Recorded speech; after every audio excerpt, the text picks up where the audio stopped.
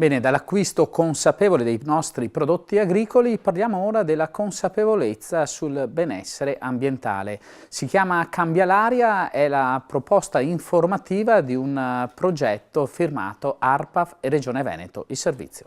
Allarme smog nella pianura padana. Regione Veneto e ARPAV lanciano la campagna di comunicazione Cambia l'aria. Un'iniziativa volta a sensibilizzare e informare tutti i cittadini sulle principali cause di inquinamento da polveri sottili, come spiega Salvatore Patti, responsabile del servizio osservatorio aria dell'Agenzia regionale per la protezione e prevenzione ambientale. Nella nostra regione, come nel resto della pianura padana, quest'anno già nelle prime settimane dell'autunno avevamo superato il limite giornaliero delle polveri sottili PM10 del doppio del limite consentito.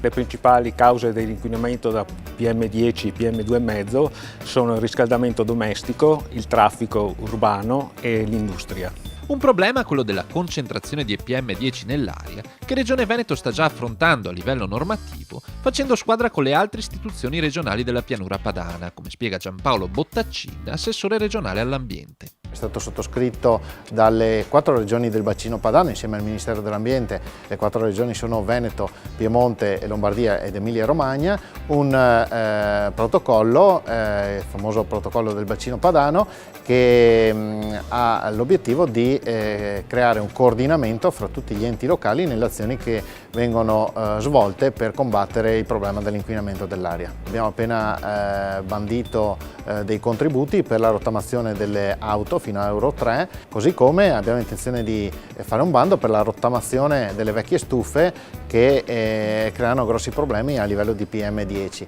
Rendere l'aria più pulita è una responsabilità che coinvolge non solo le pubbliche amministrazioni, ma anche ogni singolo cittadino. Per questo ARPA Veneto ha stilato una lista di buone pratiche che contribuiscono a migliorare la qualità dell'aria che respiriamo. Le azioni che ogni cittadino può curare sono evitare l'uso del mezzo privato a favore del mezzo pubblico o della bicicletta, evitare di tenere acceso il motore durante le soste prolungate, effettuare una manutenzione periodica degli impianti di riscaldamento e mantenere la temperatura degli edifici a 19 gradi.